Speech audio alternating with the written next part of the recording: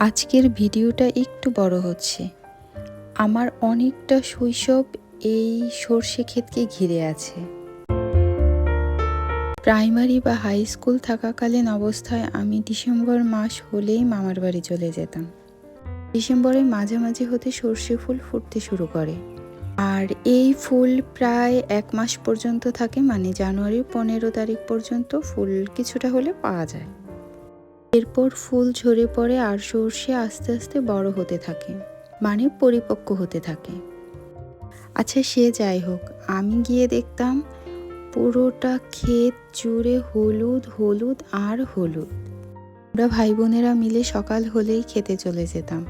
শিশির যে পড়তো ফুলটাতে, এত অপূর্ব লাগতো। আর বিকেল সময়টাতে যখন সূর্য অস্ত যেত, মাঝে মাঝে এরকম ফুল ছিঁড়েও আনতাম বড়া খাবো বলে।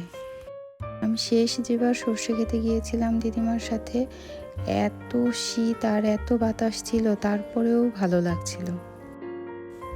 এই সৌন্দর্য এখন চোখে পড়ে না, অনেক দিন হয়ে যায়। অন্যান্য বড়ার ক্ষেত্রে আমি যেভাবে বেটার তৈরি করি, এই সর্ষে ফুলের বড়ার ক্ষেত্রেও আমি সেভাবেই বেটার তৈরি করেছিলাম। যে কোনো বড়ার ক্ষেত্রে আটার থেকে চালের গুঁড়ি নেওয়ার চেষ্টা করবেন। এতে করে হয় কি, ক্রিপসিনেসটা অনেকক্ষণ থাকে। আর সর্ষে ফুলের বড়ার ক্ষেত্রে বেশি করে চালের গুঁড়ি দিবেন, এতে তিতকুটে ভাব কম লাগবে। নাহলে তিতার কারণে খেতেই পারবেন না বা ভালোও লাগবে না।